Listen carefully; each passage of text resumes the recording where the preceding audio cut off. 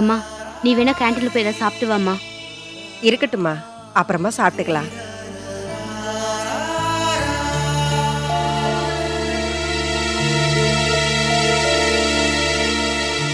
ஆமா, நான் உங்ககிட்ட என்ன சொல்லியிருந்தேன்? என்ன சொன்ன? நான் என்ன சொன்னேன்னு கூட காதுல வாங்கிக்க மாட்டீங்களா? நீ 5 நிமிஷத்துக்கு ஒரு தான் ஏதாவது சொல்லிக்கிட்டே இருப்ப. எல்லாத்தையும் ஞாபகம் வச்சுக்க முடியுமா என்ன? ஸ்பெசிஃபிக்கா என்ன விஷயம்னு சொல்லு. இதுக்கு ஒன்றும் குறைச்சல் இல்ல. என்னை வந்து கூட்டிட்டு வாங்க, அம்மாவை குளிக்கிறதுக்கு வீட்டுக்கு அனுப்புங்கன்னு சொன்னா இல்லையா? ஆமா சொன்னேன்.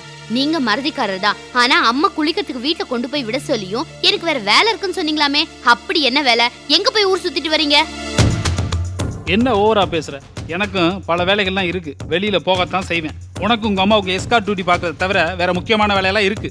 இப்படி பொறுப்பு இல்லாம பேசாதீங்க. வெட்டியா ஊர் சுத்திட்டு வந்தது இல்லாம கோவம் வேற படுறீங்களா? இதோ பாரு, இந்த வெட்டியா சுத்துறேன் அது இதுன்னு அவ்வளவுதான். This is the limit. நான் ஒரு முக்கியமான வேலையா தான் வெளியில போயிட்டு வரேன். இந்த சவடாலுக்கு ஒன்றும் குறைச்சல் இல்ல. எங்களுக்கு தெரியாம உங்களுக்கு என்ன அப்படி பெருசா வேலை இருக்கு?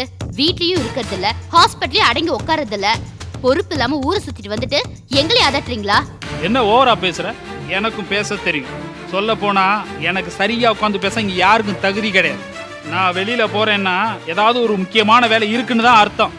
எதையுமே கரெக்டா பண்ணி தான் எனக்கு பழக்கம். தப்பான விஷயத்துக்காக தப்பான இடத்துக்கு போய் தப்பான காரியங்களை பண்ற தப்பான ஆள் இல்ல நான். I am a genuine person. Mind it.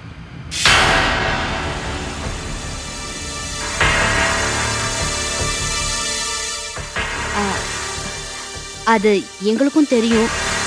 எதுக்கு சம்மந்தம் இல்லாம பேசிக்கிட்டு? நான் என்ன கேட்டேன்னா, நீங்க டைம் பாஸ் ஆலன்னு போய் சும்மா தானே சுத்திட்டு வரீங்க, அதான் கேட்டேன். நாக்கு அடக்கி பேசணும். எந்த ஒரு வார்த்தையும் பேசுறதுக்கு முன்னாடி யோசிச்சு பேசணும். உனக்கு என்ன நினைச்சு தெரியுமா? இன்னைக்கு காலைல நான் வரும்போது என்ன கொலை பண்ண போறதா அந்த ரமேஷ் மிரட்டினான். அட பாவி, நிஜமாவா? இதை இப்படியே விட்டா நம்ம சைடு ரொம்ப வீக் ஆயிடும். நாளைக்கு வீடு புகுந்து அடிக்க கூட தயங்க மாட்டாங்க. அதனாலதான் போலீஸ்ல கம்ப்ளைண்ட் பண்ணி அந்த சிவசாமி ரமேஷையும் போலீஸ் பிடிச்சி உள்ள வச்சிருச்சு.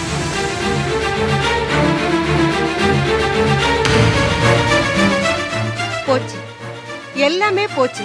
பழையபடிக்கோ பிரச்சனையை கலப்ப ஆரம்பிச்சிட்டாங்களா? ஏற்கனவே என் பிள்ளைய அடிச்சதும் இல்லாம மாப்பிள்ளை வேற இப்ப மிரட்டி இருக்காங்க. இப்ப அவங்கள போலீஸ்ல வேற புடிச்சு கொடுத்துட்டீங்களா? இனிமே அவங்க சும்மா இருப்பாங்களா? இனிமே எல்லாம் அவ்வளவுதான். அவனுங்க என்னென்ன பண்ண போறாங்களோ. ஆன்ட்டி பயப்படாதீங்க, இனிமே ஒன்னும் நடக்காது. பிரச்சனையை வேற மாதிரி டீல் பண்ணி முடிச்சாச்சு. என்ன சொல்றீங்க? போலீஸ்ல அவங்களையும் கூட்டி வச்சு நம்ம சைடு ஆளுகளையும் கூட்டி வச்சு காம்ப்ரமைஸ் பண்ணியாச்சு. நம்ம சைடு கம்ப்ளைண்ட்டை நம்ம வாபஸ் வாங்கிட்டோம், அவங்க சைடு கம்ப்ளைண்ட்டை அவனுக்கு வாபஸ் வாங்கிட்டானுங்க. அதோட அவங்க இனிமே நம்ம கிட்ட வம்பு பண்ண மாட்டோம்னு போலீஸ்ல எழுதி கொடுத்துட்டானுங்க. நம்ம சைடு ஆளுங்களா? யாருங்க அவங்க? அதான் ரவி, கோபி, அப்புறம் சரோட அப்பா எல்லாரும் தான். போச்சுடி, எல்லாம் போச்சு. நம்ம எல்லாரையும் புருஷன் அவமானப்படுத்திட்டு வந்திருக்காருடி. எந்தெந்த பயெல்லாம் நமக்கு வேண்டாதவங்களோ அவங்கெல்லாம் நம்ம சைடு ஆளுங்களாம்.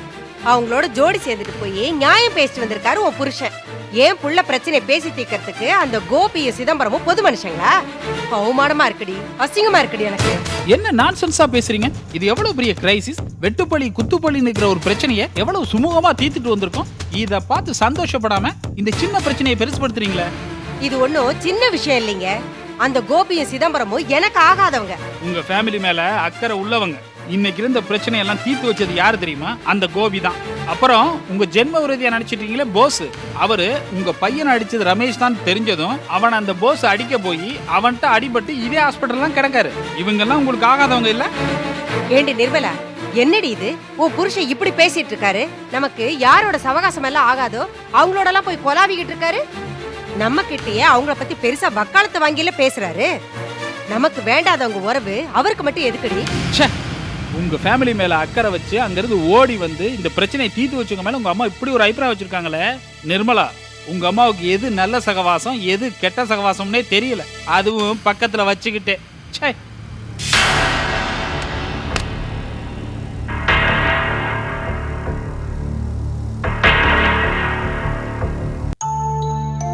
சாதாரணமா எந்த போலீஸ் ஸ்டேஷன்லயும் கம்ப்ளைண்ட் ஒரு தடவை கொடுத்தாச்சுன்னா அப்புறம் சமரசமே பேச மாட்டான். அந்த வழக்கமே கிடையாது. ஏதோ நம்ம நல்ல காலம் அந்த போலீஸ் ஸ்டேஷன்ல இன்ஸ்பெக்டர் நல்லவளா இருக்கிறாரு. 2 பேரையும் கூப்பிட்டு வச்சு ஏன்டா ஒருத்தன் அடிச்சுட்டு சாவறீங்க அப்படின்னுட்டு ஒருத்தர் மேல ஒருத்தருக்கு பிரச்சனை இல்லை அப்படின்னு எழுதி கொடுக்குன்னு சொல்லிட்டு அனுப்பிச்சு விட்டாரு. அது எப்படிப்பா? நம்ம வீட்டுல இருக்கிற 2 ஆம்பளைங்களை இப்படி அடிச்சு போட்டுருக்காங்க, எப்படி சமாதானமா போறது? என்ன தானே இப்படி பேசுற? அந்த சிவசாமியை நினைச்சு பாரு. அவரோட மருமகனுக்கு ஒரு கையே போயிருச்சு. இந்த பாரு, பதிலுக்கு பதில் கைகால் வாங்குறதுன்னு ஆரம்பிச்சா ஒருத்தன் மிஞ்ச மாட்டான், புரிஞ்சா? அப்படி இல்லப்பா, அவங்க மாமாவை எப்படி அடிச்சாங்க? என்னது நோக்கா விவரம் இல்லாம பேசிட்டு இருக்கீங்க? நடந்ததெல்லாம் போட்டு தானே சமாதானமா பேசி முடிச்சிட்டு வந்திருக்காங்க. பேசி முடிச்சிட்டு வந்தாலே சிலதை மறந்து தான் ஆகணும், சிலதை விட்டு கொடுத்து தான் ஆகணும். இனிமே இந்த மாதிரி அடித்தடி பிரச்சனையெல்லாம் விட்டுட்டு அவங்க உங்க வேலையை பாக்குறது தான் சரி. நல்லா சொல்லு. சில சமயம் விவரம் தெரியாம பேசிட்டு இருக்கிறேன். இந்த பாரு, மாணிக்கம் கடையில பூந்து அப்படி அடிச்சிருக்கா. அவருக்கு ஏதாவது ஒண்ணு கிடக்க ஒண்ணு நடந்துருந்தா? அமலில நம்ம ரவி மாப்பிள்ள தானே மாணிக்கத்தை ஆஸ்பத்திரியில சேர்த்தாரு. ஆமாப்பா. அவர் எப்படி கரெக்டா அந்த இடத்துக்கு போனாரு? அது அப்பா. என்னம்மா இந்த கேள்விக்கு பதில் சொல்ல இவ்வளவு தயங்குற? அப்பா, போஸ் மாமா பணம் தரணும். ரவிக்கு பணம் தரணுமா? ஆமாப்பா, தவணை முறையில போஸ் மாமாக்கு அவர் பொருள் வாங்கி கொடுத்தாருல்ல, அந்த கடன்காரங்க இப்ப பணத்தை கேட்டு அவரை நெருக்குறாங்க. அதுக்காக அதனால மாணிக்க மாமா கிட்ட இந்த விஷயத்த சொன்னா அவர் உங்ககிட்ட பேசி முடிப்பாருன்னு தான் அன்னைக்கு இவர் கடைக்கு போனார்ப்பா. ஓ, இதுக்காக தான் அவர் அங்க போனாரா? பணம் விஷயத்துல இவ்வளவு கராரா இருக்கிற ரவி மாப்பிள்ள எனக்கு பணம் கொடுக்குறேன்னு சொன்னார். நல்ல வேலை நான் வேணான். இந்த பாரு, நாளைக்கு பவான் எடுத்துட்டு வர போறல்ல, அந்த பணத்துல இருந்து முதல்ல போஸ் கொடுக்க வேண்டிய பணத்தை நான் கொடுத்துறேன். ஆமாப்பா, பணம் வந்த உடனே அவர்கிட்ட உடனே கொடுத்துடணும். என்ன உடனே சரின்ற? அதனால உனக்கு ஏதாவது பிரச்சனை வந்துச்சா? அப்படியெல்லாம் ஒண்ணும் இல்லப்பா. நம்ம வீட்டு ஆளுங்க எந்த விஷயத்திலையும் கை தாழ்ந்து போக கூடாதுன்னு தான் நான் நினைக்கிறேன். அது வாஸ்தவம் தான், கை தாழ்ந்து போக கூடாது. நாளைக்கே போஸ் கடை நினைச்சேன்.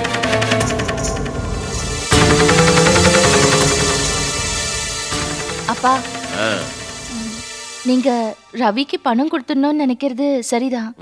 ஆனா அதுக்காக ரவிய தப்பா நினைக்காதீங்கப்பா. என்னம்மா இது? நான் ஏன் ரவி தப்பா நினைக்க போறேன்? இல்லப்பா, ரவி பண விஷயத்துல ரொம்ப கரெக்டா இருப்பாரு. அவரும் கரெக்டா நடந்துக்குவாரு, மத்தவங்களும் அதே மாதிரி கரெக்டா நடந்துக்கணும்னு எதிர்பார்ப்பாரு. ஆனா ஏதாவது பிரச்சனைன்னு வரும்போது அவர் பணம் கொடுத்து உதவி பண்ணுவாரு. அதான்ப்பா ரவியோட குணம். அவர் சரியா நடந்துக்கும் போது மத்தவங்களும் சரியா நடந்துக்கணும்னு எதிர்பார்க்கறதுல தப்புன்னு இல்லையே. தப்பே இல்லை. ரவியை நான் எப்படி தப்பு சொல்ல முடியும்? சொல்ல போனா எனக்கு போஸ் மேல இருக்கிற வருத்தமே பணம் கொடுக்கல் வாங்கல ரவி மாதிரி அவ்வளவு கரார இல்லைங்கிறத. வாங்க வாங்க. என்ன போசனை, என்ன பண்ணிட்டு இருக்கிய? எல்லாரும் பேசிக்கிட்டு இருக்காங்க, நான் அவங்க வாயை வேடிக்கை பார்த்துக்கிட்டு இருக்கேன். நல்ல வேலை, அதே மெயின்டைன் பண்ணுங்க. சரி, நான் ஏன் வேலையை பார்க்குறேன். அந்த ஃப்ளாஸ்க் எடு, டீ வாங்கிட்டு வந்துடுறேன். இல்லை வேணாம் வேணாங்க, நைட்டு ஒரே அடி சாப்பிடுவோம். நைட் என்ன பிளான் பண்ணியிருக்கீங்க? நம்ம வீட்டில் தங்குறாங்க. நாளை காலையில் நானும் பவானியும் அழகர்குளம் வரலும் போகணும். எதுக்கு நீங்களும் பவானி அழகுலம் போனோம்? அது மாப்பிள்ள, போஸ் ஆஸ்பத்திரி செலவுக்கு பணம் பத்துல அழகர்குளம் போய் எடுத்துட்டு வரேன். பவானியை தனியாக அனுப்ப வேணும்னு தான். அதுக்கே அலையணும், என்கிட்ட பணம் இருக்கு, நான் தரேன். வேணாம், நீங்க கொடுக்கூடாது. நான் கூட தரேன்னு தான் சொன்னேன் கோப்பி, மாமா தான் வேணான்ட்டாரு. ஏமாமா? மாப்பிள்ள, போஸுக்கு உரமுறையில் பணம் வாங்குறது கொள்றதுல அவ்வளோ ராசி இல்லை, இதான் வில்லங்கத்தில் முடியுது. அதுவும் தவிர எங்கிட்ட பணம் இருக்குல்ல, எதுக்கு அனாவசியம் நீங்களா போட்ட பிளான் மாற்ற வேணாம், அவங்களே போட்டு. சரி, நைட்டு நானும் வச்சு இங்கே தங்கிக்கிறோம், நீங்கள் ரவி வீட்டில் போய் தங்கிங்க. நீங்க தங்க வேணாம், நாங்களே இருக்கிறோம். போட்ட பிளானை மாற்ற வேணாம், நாங்கள் 2 பேரும் இங்கே இருக்கோம். சரி வாமா போவோம், நாங்க வரேன். விஜய், போயிட்டு வரேன். சரிக்கா மாமா, போயிட்டு வரேன் மாமா. அழக வரேன் மாமா.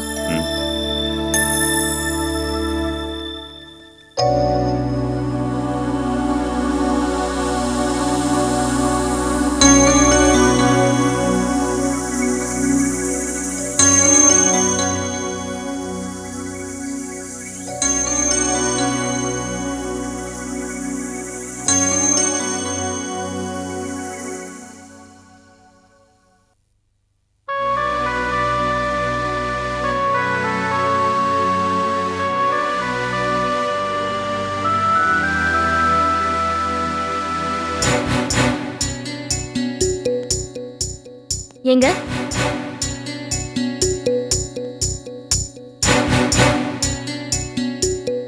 தூங்கலையா? ஏன் தூங்காம முழிச்சுட்டே இருக்கீங்க?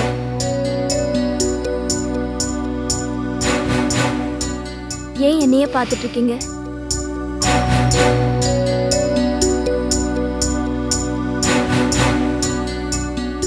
ஏன் என்கிட்ட பேசக்கூட மாட்டீங்களா? ஒரு விஷயத்தை யோசிச்சுட்டு இருந்தேன். எதை பத்தி?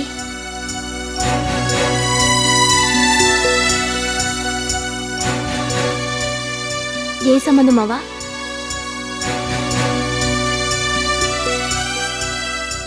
நீ சொன்ன ஒரு வார்த்தையை நினைச்சு. நான் என்னங்க சொன்னேன்? ஒரு புருஷனை இதுக்கு மேல வேதனைப்படுத்த முடியாது. இதுக்கு மேல நீ என்ன காயப்படுத்த முடியாது விஜி. அப்படி என்னங்க சொன்ன? சொன்னியே, நீ என்ன கல்யாணம் பண்ணிக்கிட்டதுதான் உன் வாழ்க்கையிலே பெரிய துரதிருஷ்டம். சாரிங்க, நான் தெரியாம சொல்லிட்டேன். என்ன மன்னிச்சிருங்க, மன்னிச்சிருங்க. வேணாம் விஜி. எப்போ இருக்கிற டிஸ்டன்ஸ்லயே நம்ம எப்பவும் இருப்போம். சமயத்தில் நீ இப்படி திடீர்னு என்கிட்ட நெருங்கி வந்து சாரி கேட்கறதும், திடீர்னு என்கிட்ட கோச்சிட்டு சண்டை போட்டு போறதும் போதும் விஜய். எனக்கே சலிப்பா இருக்கு. முன்னாடிலாம் நீ என் பக்கத்துல வந்தாலே என் நெஞ்செல்லாம் படபடக்க, என் முகம் பிரகாசமாயிடும். ஆனா இப்ப நீ என்ன தொட்டா கூட மரக்கட்ட மாதிரி இருக்க. இதுதான் கரெக்ட். மத்தவங்களை பொறுத்த வரைக்கும் நம்ம 2 பேரும் புருஷன் முண்டாட்டி. நீ என்ன சொன்னாலும் நான் அப்படியே செய்யறேன். நமக்குள்ள அதிகப்படியான பேச்சுவார்த்தை கூட வேணாம். இதை நான் உன் மேல இருக்கிற கோபத்துல சொல்லல, அலுப்புல சொல்றேன். ஏன்னா நம்ம 2 பேரும் பேசினாதான் நமக்குள்ள சண்டையே வருது. சண்டை பெருசாகி பெரிய பிரச்சனையாகி பெரியவங்க வரைக்கும் போய் அப்பா வருத்தப்பட்டு, ஏன் விஜய் விட்டுருவோம். என்னங்க என்ன மன்னிச்சிட்டேன்னு மட்டும் சொல்லுங்க. பேஷண்ட் முடிச்சிட்டாரா? படுத்திருக்காரு. நீ டயர்டா இருக்க, காஃபி வேண்டாம்.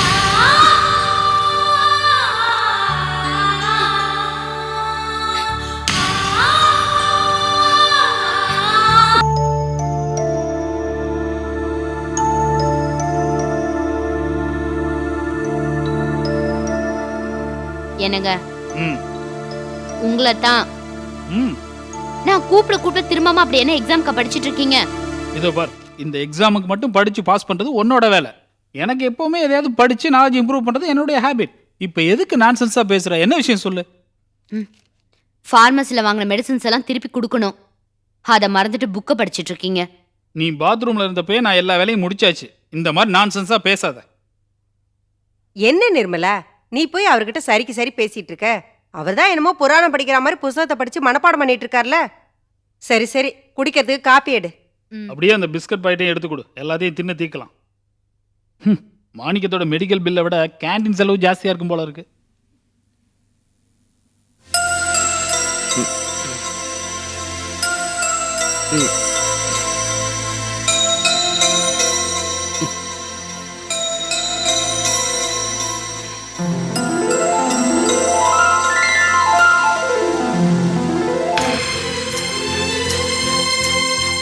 அம்மா, அண்ணன் கண் முழிச்சிச்சுமா.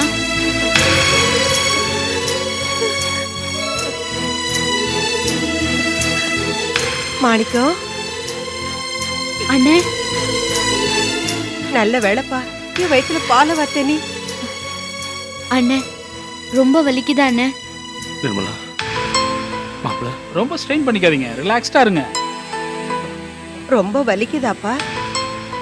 என்ன ஆண்டி, இப்பதான் அடிபட்டு கண்ணு முழிச்சிருக்காரு, அவர்கிட்ட போய் ரொம்ப வலிக்குதாண்ணா? ஆமா, இப்போ எப்படி ஃபீல் பண்றீங்க? தலையெல்லாம் ரொம்ப பாரமா இருக்கிற மாதிரி இருக்கு. இருக்கத்தான் செய்யும். ஏன்னா பெயின் அதிகமா இருந்ததுனால டாக்டர் ஸ்டெடடைஸ் கொடுத்து தூங்க வச்சிருவாங்க. அது கொஞ்ச நாளைக்கு அப்படித்தான் இருக்கும். சீக்கிரம் எல்லாம் சரியாயிடும். You will be all right. சரி, நீங்க என்ன டாக்டர் மாதிரி பேசிட்டு போய் டாக்டர் கூட்டிட்டு வாங்க. எதுக்கு? அண்ணன் கண்ணு முழிச்சிட்டாரு சொல்லி டாக்டர் கூட்டிட்டு வாங்க அண்ணா. எதுக்கு? டாக்டர் வந்து எனக்கு இன்டர்வியூவா பண்ண போறாரு? இதை பாருமா, உங்க அண்ணன் கண்ணு முழிச்சது உனக்கு பெரிய நியூஸ். ஆனா டாக்டருக்கு இது சாதாரண விஷயம். எல்லாம் ரவுண்ட்ஸ் வரப்ப பாத்துக்குவாரு. ஏதாவது சூடா குடிக்கிறியாப்பா? இப்போ எதுவும் வேண்டாமா? அம்மா, செல்வம் அவனை பத்தி எந்த தகவலும் இல்லப்பா. ஒரு போன் கூட பண்ணல. அப்போ கடை? நீ அடிபட்டனால கடை மூடிதாப்பா கிடக்கு.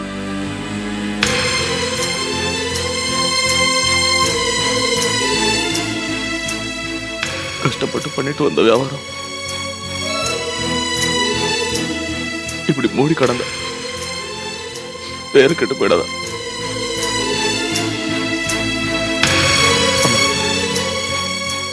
இது ஒரு வியாபாரம் தாமா நமக்கு. என்னப்பா பண்றது? இது சரியா நடக்கலன்னா நம்ம குடும்பமே தெருவுக்கு வந்துருமா? என்னங்க நீங்க இப்பதான் நீங்க கண்ணு முழிச்சு பேசுறீங்க, எதுக்கு வீணா டென்ஷன் ஆகுறீங்க? இதை பாருங்க, மனசை போட்டு ஸ்ட்ரெயின் பண்ணிக்காதீங்க. இல்ல மாப்பிள்ள, பிசினஸ். இதோ பாருங்க, ஆக்சுவலா நான் அங்க இருந்திருந்தா மேனேஜ் பண்ணிருப்பேன். ஆனா இவங்களுக்கு ஒத்தாசையா இங்கே இருக்க வேண்டியதா போச்சு. எல்லாம் சரியாயிடும், கரெக்ட் பண்ணிடலாம், கவலைப்படாதீங்க. இதோ பாருங்க, இப்ப நீங்க சந்தோஷமா இருக்க வேண்டிய நேரம். உங்களுக்கு ஆண் குழந்தை பிறந்திருக்கு.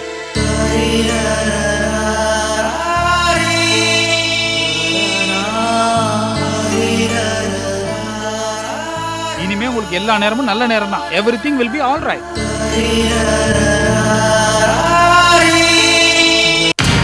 ஆமா, பெரிய புள்ள. அது பிறந்ததுனாலதான் என் புள்ள இங்க கொண்டு படுக்க போட்டிருக்கு. அது ஆத்தாலே கொண்டு பிறந்ததுனாலதான் என் புள்ள இப்படி படுத்த படுக்க கிடக்குறான்.